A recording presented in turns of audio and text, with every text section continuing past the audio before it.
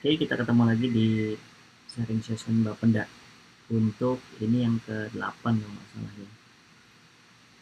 Nah, kita bakal bahas restitusi dan kompensasi pajak.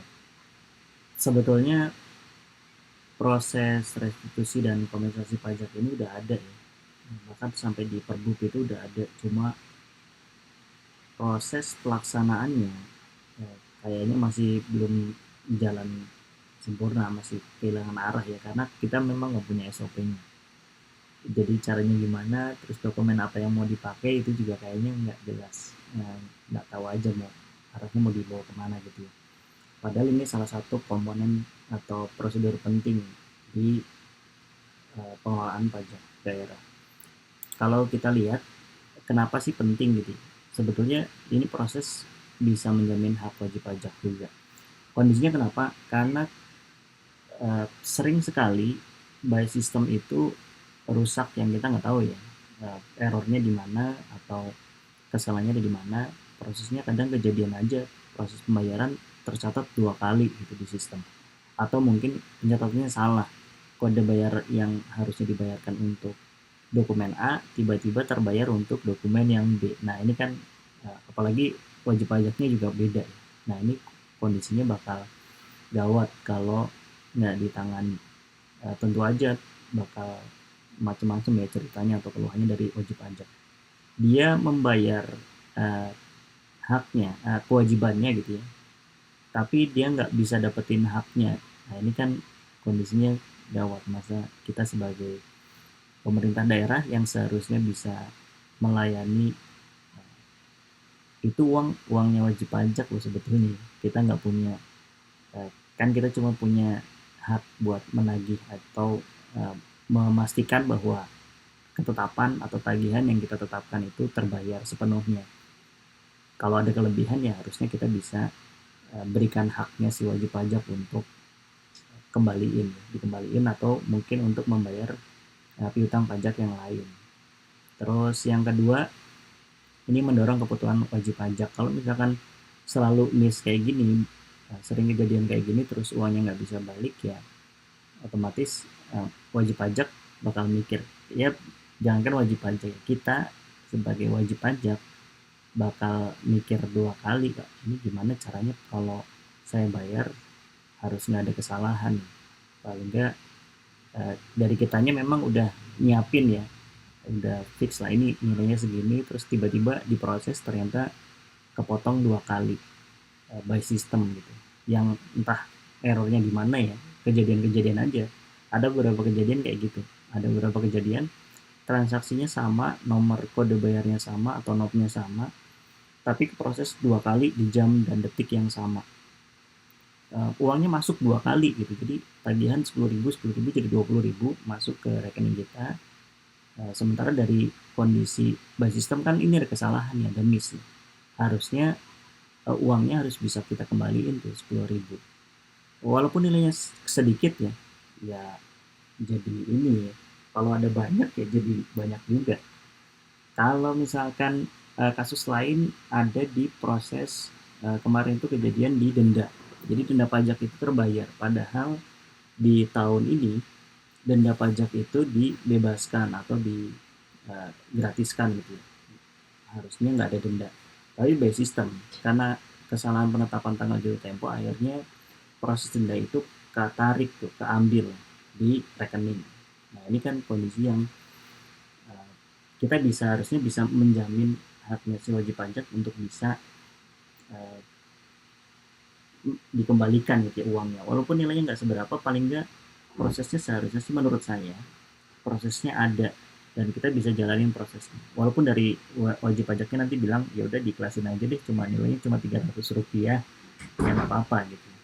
Tapi paling nggak kita punya prosesnya dan kita bisa jalanin prosesnya dengan uh, aturan tertentu yang udah kita tetapin gitu. Ini juga bisa meningkatkan akuntabilitas pemerintah daerah ya. Jadi kita transparan apa uang yang kita terima. Kalau memang kelebihan ya kita bilang kelebihan, itu ada kelebihan pembayaran. Kalau memang kekurangan ya kita sebutin di dokumen itu memang ada kekurangan lewat dokumen-dokumen tertentu yang ada di kita ya, yang ada di manajemen pajak daerah gitu. Terus mempermudah penyesuaian utang, yang mungkin ini baru jadi pemikiran yang ada di saya ya, nggak tahu di teman-teman lain mungkin punya pendapat beda. Sebetulnya mungkin bisa aja kayak misalkan kelebihan pembayaran itu kita modelkan kompensasinya. Misalkan contoh kayak kelebihan pembayaran denda. Pembayaran denda itu sebetulnya kalau menurut saya harusnya sih bisa. Ini kan ada kelebihan, gimana kalau kita masukin aja dia ke piutang pokoknya, di piutang pokok yang belum terbayar. Kalau misalkan masih ada, ya kita masukin ke situ. Jadi realisasinya itu nggak masuk ke pendapatan lain-lain, tapi masuk ke perhitungan pajak yang udah kita targetkan. Jadi masuk ke rekening pajak pokoknya, gitu. Kondisi lain sebetulnya ke depan saya punya pikiran malah kita punya manajemen wajib pajak yang komprehensif ya, atau utuh. Mungkin modelnya kayak CRM gitu ya. Kalau di swasta ada Customer Relationship Management.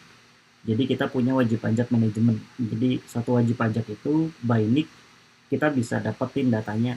Dia pernah transaksi BPHTB apa aja, PBB-nya di mana aja, letak objeknya, terus dia punya kewajiban pajak yang lain enggak, kayak pajak daerah lain gitu ya, kayak restoran, dia punya hotel kah atau apa, itu dalam satu sistem manajemen yang utuh gitu. Jadi satu satu satu sistem ini udah bisa mengcover semua data wajib pajak.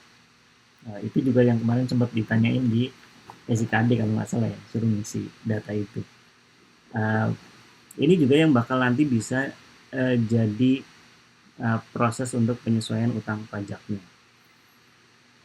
Terus menjaga likuiditas dan perencanaan, otomatis kita perlu siapin rekening kas.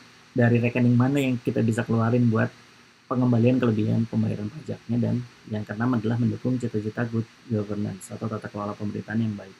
Yang ini serba transparan ya. Jadi wajib pajak antar kita itu hubungannya bukan kayak arogan gitu. Tapi kita sama-sama terbuka, wajib pajak tahu prosesnya kayak gimana, kita juga bisa melayani dengan lebih baik ke masyarakat. Prosesnya gimana sebetulnya? Proses yang terjadi kalau dari pasal 32 ayat 1 ya di Pergub kita itu udah dijelasin sebetulnya. Wajib pajak itu mengajukan permohonan. Jadi setiap ada kelebihan pajak itu bisa diproses berdasarkan permohonan tertentu. Bahkan kalau nggak salah di beberapa pasalnya itu ada yang nyebutin bahwa piutang pajak wajib pajak tertentu itu bisa dilimpahkan ke wajib pajak lainnya. Nah itu saya lupa ya baca di pasal berapa.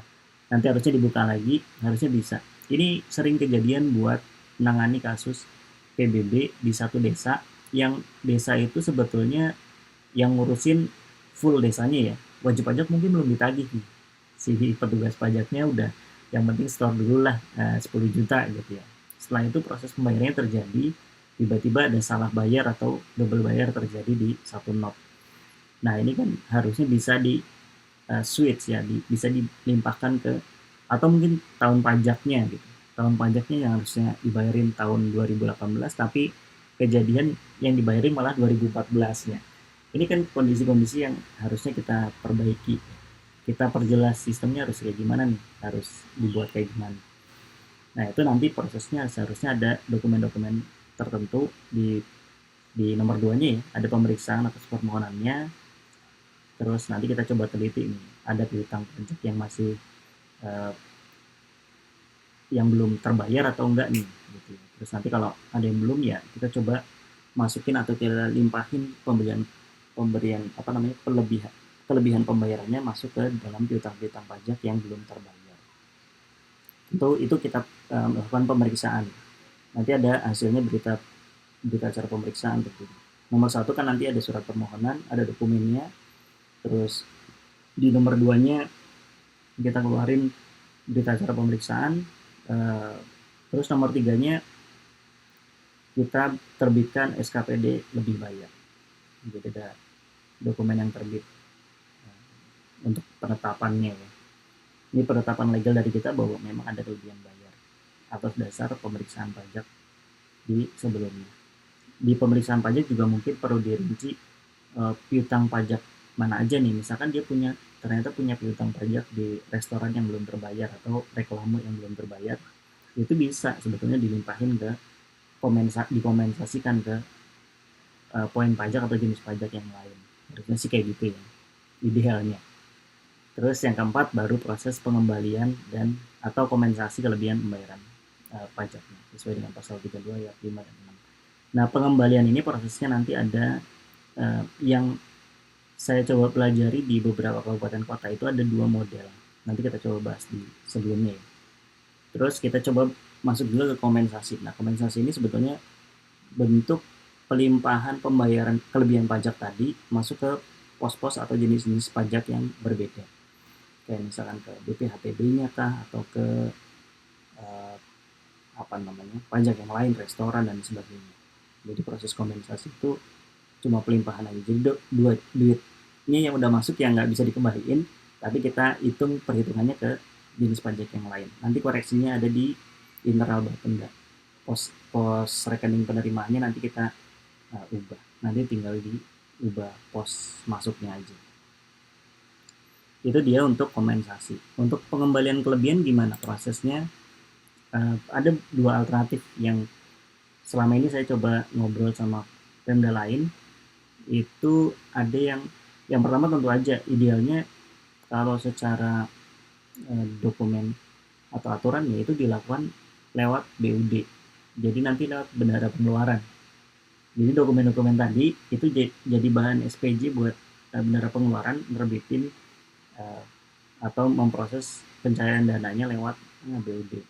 Jadi nanti termasuk nomor rekeningnya, tujuannya atau nomor rekening asalnya berapa, terus nanti diproses. Ini lumayan lama ya prosesnya, mungkin bisa lebih dari 2 minggu sampai nanti proses pencairannya terjadi ke rekening asal. Nah, yang kedua ada beberapa Pemda, ini setahu saya di Yogyakarta ya, di kota Jogja itu kalau di tahun yang berjalan itu bisa dilakukan lewat rekening penampungan. Jadi kan kita proses pembayaran pajak itu larinya masuknya ke rekening penampungan dulu ya, masuk ke rekening penampungan PBB dan rekening penampungan pajak daerah lainnya. Proses ini, rekening ini, karena dia bergerak terus ya dari awal Januari sampai Desember, setiap harinya bakal ada yang masuk, terus hari berikutnya ada yang keluar. Terus ada yang masuk lagi, terus besoknya atau tengah malamnya kita dilimpahin ke RKUD. Prosesnya kayak gitu terus. Tapi ada beberapa Pemda, karena proses pengembalian lewat BUD itu lama dan ribet, verifikasinya berlapis mungkin. Nah, ini dilakukan lewat rekening penampungan dengan beberapa kondisi tertentu. Jadi kayak misalkan hari ini, contohnya ya, hari ini ternyata ada kelebihan pembayaran di PBB, mungkin di Laku Pandai atau di wajib pajaknya bayar, terus secara sistem by sistem entah gimana sistemnya lagi gangguan, kecatat 2 kali di rekening Bank Jateng, masuk 2 kali.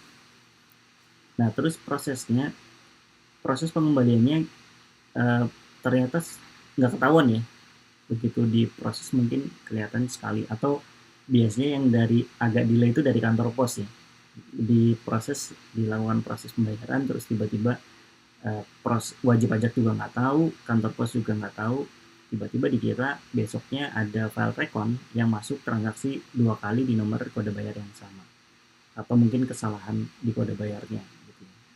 Pokoknya macam-macam lah masalahnya. Yang jelas ada kelebihan pembayaran. Nah, kelebihan pembayaran ini nanti prosesnya di hari berikutnya kan baru kelihatan di file recon, di recon data kelihatan ada perbedaan dan ada kelebihan pembayaran. Nah, proses kelebihan pembayaran itu prosesnya kayak tadi, stepnya dari WP mungkin nggak tahu, atau dari wajib pajak kan nggak tahu. Nah, kita perlu ngasih tahu tuh ada kelebihan pembayaran segini. Terus nanti wajib pajak terserah mau proses itu untuk restitusi atau kompensasinya. Terus nanti kita coba melakukan pemeriksaan. Setelah pemeriksaan dokumen SKPDLB-nya jadi terbit gitu ya. Setelah terbit terus nanti proses pencairannya dilakukan lewat surat ke Bank Jateng untuk rekening penampungan ini. Ini saya nggak tahu ya bisa atau enggak, tapi di beberapa kabupaten kota melakukan ini, menjalankan atau melaksanakan prosedur yang kayak gini. Mungkin kita perlu ngobrol dulu sama akuntansi ya. Di pembukuan bisa nggak sih? Atau ke BUD, ke Perben ya. Itu bisa nggak kalau misalkan by surat kita langsung potong kompas nggak lewat BUD tapi lewat surat kita dari Bapenda dikirim ke Bank Jateng untuk dilakukan pengembalian sejumlah tertentu atas dasar pemeriksaan atau dokumen SKPDLB. Nah ini perlu diobrolin juga dengan BPKD mungkin ya. Nah, mungkin atau enggak. Karena kondisinya kan sebetulnya rekening itu yang pegang BUD. Kita cuma diserahi cuma buat ngelihat aja, ngelihat datanya. Di Mas Andi bisa lihat CMS-nya. Dan di kita cuma nerima mungkin rekening korannya tiap hari H+1-nya. Nah ini perlu diobrolin lebih jauh proses yang alternatif yang kedua ini. Gitu. Jadi itulah proses yang terjadi atau kondisi yang terjadi di kita yang mungkin nanti ke depan bisa kita coba buat perbaikan, termasuk beberapa poin di Perbuk yang belum pas dengan adanya revisi Perda. Terus nanti mungkin kita bisa juga langsung atau lakukan di revisi Perbuknya. Dan selebihnya nanti mungkin kita coba pastiin ngebuat beberapa SOP untuk beberapa kegiatan atau skenario yang terjadi di pajak daerah. Oke, itu aja. Terima kasih banyak. Mungkin kita bisa diskusiin di Jumat berikutnya.